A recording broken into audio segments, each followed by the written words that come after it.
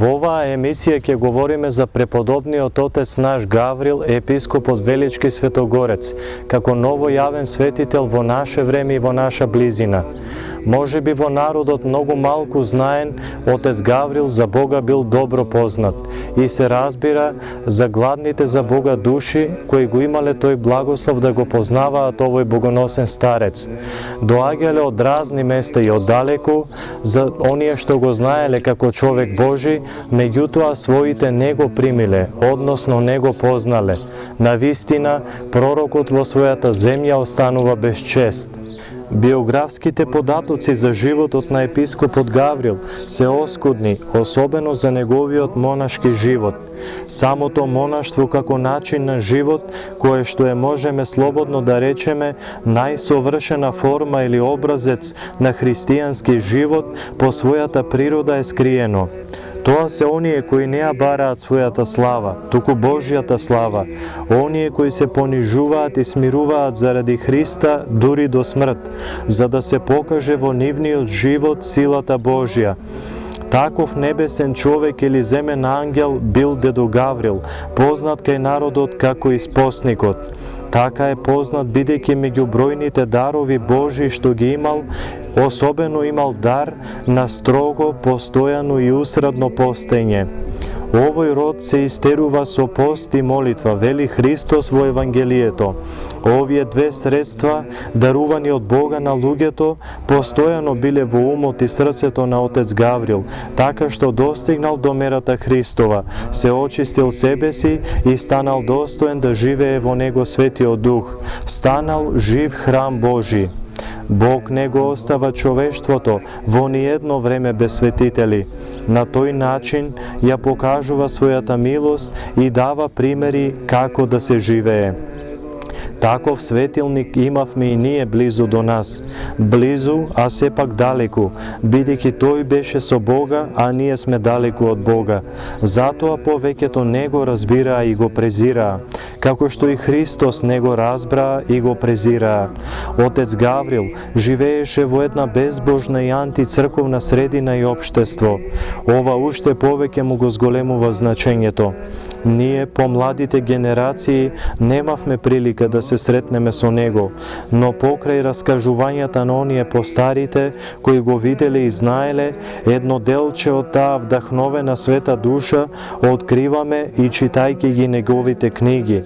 Каква длабочина на неговиот поглед, каква далекосежност на неговата мисла ни излегува во пресред кога читаме.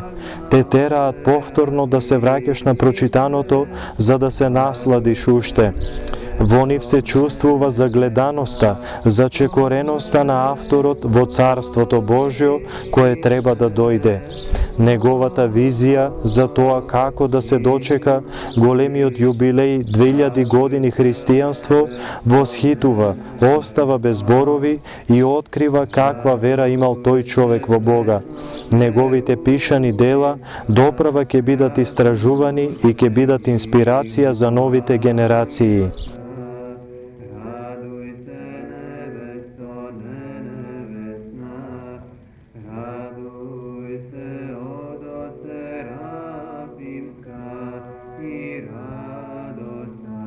Роден е на 10 март 1926 година во Штип со световно име Мијалче Парнаџиев, во благочестиво занаетчиско семејство.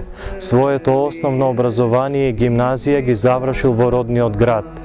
Бил секретар на Скоевската организација, а во 1944 година учествувал во народно-ослободителната борба во Македонија.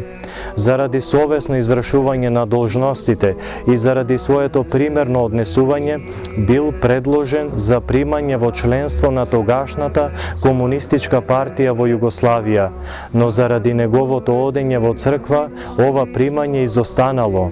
Се запишал на факултетот за ликовни уметности во Белград, каде што дипломирал во 1955 година. Потоа работел како професор по уметност во Штип. Според оценката на познатиот уметник Борко Лазески, тој бил еден од најспособните педагози во Македонија. Паралелно со работата во училиштето, епископот Гаврил работел и како скулптор. иако служил во световните служби, сепак никако не ја заборавал и Божјата служба. Имал навика секојдневно да присуствува на богослужбите во катедралната црква Свети Никола во Штип. Во тоа време, иако било време на најстрог атеизам и комунизам со програмиран прогон на црквата, тој не се откажал од Бога. Дури и своите ученици ги поучувал во верата. За Великден редовно им делел по едно црвено великденско јајце и им велел: деца, изедете ги јајцата, згмечете ја лушпата и расфрлете ја по градот, за да видат сите дека Христос воскресна.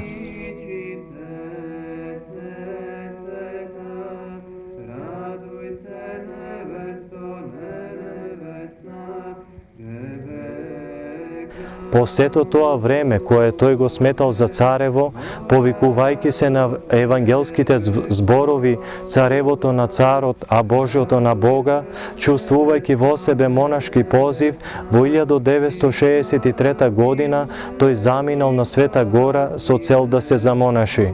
Во световниот живот тој создава уметнички дела што откриваат еден особено надарен ум, но восхитувајќи се од природата како создание Божјо, од хармонијата во неа, тој посакал да го познае самиот Творец, архиуметникот, изворот на сета убавина и добрина. За него создадената твар станала патукас кон Бога, а не завеса, како што е случај кај многу уметници и научници. Оваа уметничка душа ќе стапи на монашкиот крстоносен пат и ќе ја научи најголемата уметност, молитвата. По доаѓањето на Света Гора, набрзо се соочил со административни тешкотии во однос на својот престој таму. Бил принуден да оди повремено во Атина и да моли за продолжување на својот престој на Света Гора, затоа што тој бил македонец и не сакал да се запише по друга националност. За време на неговиот престој таму имал постојани политички проблеми од властите. Меѓутоа, Бог го чувал преку целото тоа време. Се споменуваат две такви случаи, кога во две различни прилики сакале да го протераат од Света Гора. Во едниот случај, кога влегол во една пештера каде еден пајак исплел толку голема пајажина што гонителите не го виделе, а во другиот случај пак го заштитиле змии. Со еден збор, бил во многу незавидна положба таму, заради атмосферата на национализам што владеела тогаш во Грција, од која што не била поштедена ни Света Гора. Во таа смисла, епископот Гаврил во својата книга Света Гора, која е едно автентично оригинално дело пишувано од опит, пишува: преголемата слобода е во состојба да го направи она што не може ни робството. Оваа света земја се повеќе го губи елементот кој ја издвоил како вистинска христијанска земја, единствена во светот, а тоа е меѓународноста. На оваа земја национализмот не и прилега.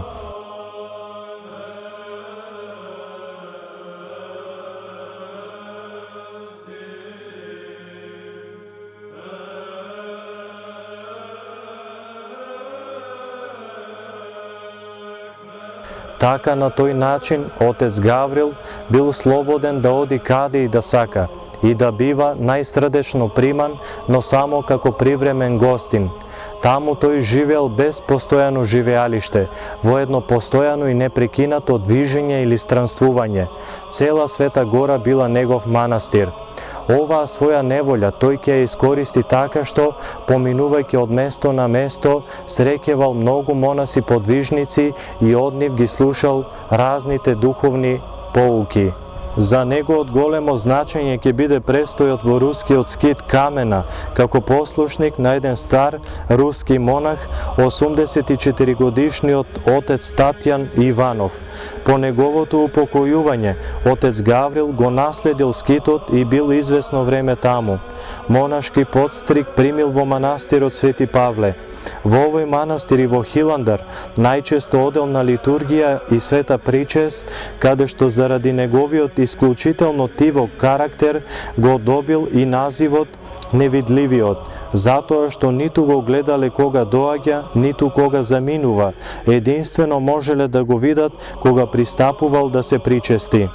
Света гора во која отец Гаврил без остаток се влюбил, сепак се покажало дека не е местото каде што треба да заблеска, иако со сигурност таму било неговото зреење во духот. Откако се покажало најпосле невозможно неговото останување таму, тој се вратил во Македонија. Со себе донесол како нешто најдрагоцено една голема богородична икона достојно ест. По доаѓањето овде престојувал во повеќе манастири, а во 1975 година бил назначен за игумен на Лесновскиот манастир, каде што живеел до своето упокојување. Хиротонисан е во епископски чин 1989 година на празникот на Успението на Пресвета Богородица со титула Епископ Велички.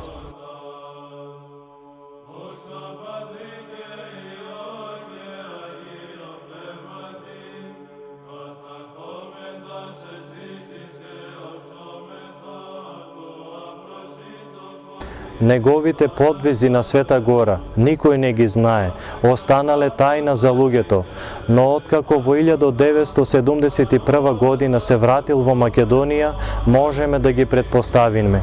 Имено, тој многу ретко спиел, а во тоа време кога спиел, лежал на земја или на тврда рогозина.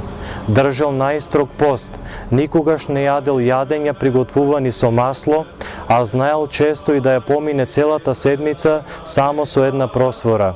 Во празничните денови, кога требало да се јаде масло според црковните правила, тој само го макнувал својот прст во кандилото и го оближувал. Редовно ги служил сите богослужби во манастирот, се усовршувал со умната молитва во подвигот на очистување на срцето од страстите. При непрестајното изговарање на името Исусово стекнал и умно срдечна молитва. Добил од Бога дар на прозорливост и чудотворство. Често знаел и со денови да се повлече од манастирот и да се насели во двете ближни пештери, каде што се подвизувал и неговиот истоименик Свети Гаврил Лесновски. Имал голема љубов кон верниот народ, често ги собирал луѓето за големите празници и им држал сеноќни бденија. Бил строг кон себе, а благ кон другите. Сите ги поучувал во кротост, љубов, долготрпеливост, саможртвеност, ревност за Бога, вера и молитва. Тој го обновил руинираниот стар конак во манастирот и учествувал во изградбата на црквата Успение на Пресвета Богородица во Пробиштип, која е прва и единствена црква во овој град. Покрај сите своји подвизи и одговорности, се запишал и дипломирал на Теолошкиот факултет во Скопје. Монах кај него станува и неговиот роден татко Методи со монашко име Кирил. Во својата пастирска и духовничка дејност, отец Гаврил имал зацртано 3 цели: обнова на Лесновскиот манастир, обнова на монаштвото во Македонија и свештено прославување на јубилеот 2000 години од христијанството. Неговата преподобност била знаена и почитувана и надвор од нашата црква. Например, имал блиски врски со отец Емилијан Симонопетриски, кој во тоа време бил игумен на Метеорите и сакал да го задржи отец Гаврил како игумен на еден од манастирите. Подоцна го барале да биде игумен на скитот на Свети Харитон, исповедник во Ерусалим. Се познавал и со тогашната англиска кралица.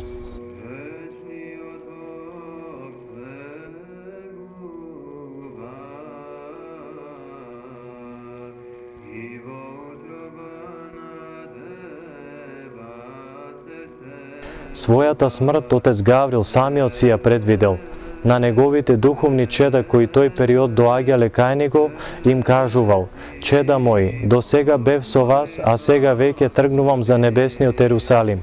И пак ќе бидам со вас и ќе ве чекам во горниот Ерусалим."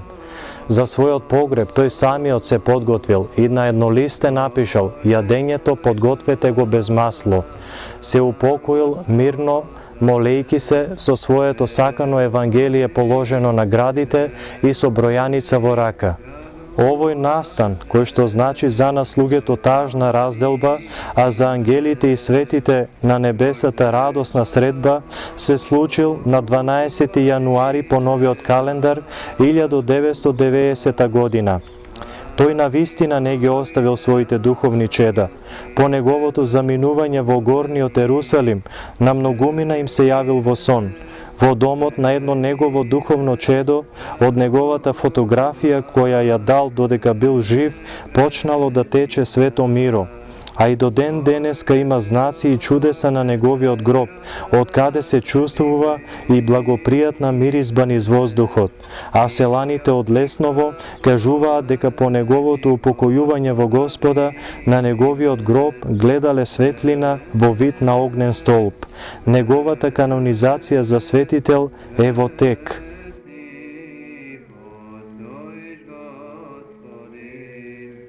Низ целиот животен пат на Отец Гаврил се провлекува мирисот на духовно благоухание. Времето на неговото упокојување не е далеку и се уште има многу живи сведоци за неговиот свет живот. Епископот Гаврил бил голем подвижник и испосник, таков што ретко се среќава денес.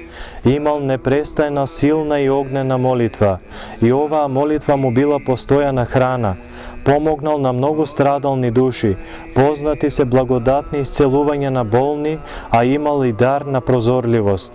Меѓу многуте случаи ќе споменеме дека по неговите молитви проодува едно парализирано дете, а едно немо прозборува. Случаите на чудесни излекувања грижливо се собираат и истражуваат. Тежнеал кон целосно осамување, односно одвојување од луѓето, зашто по непосредно беседење со Бога.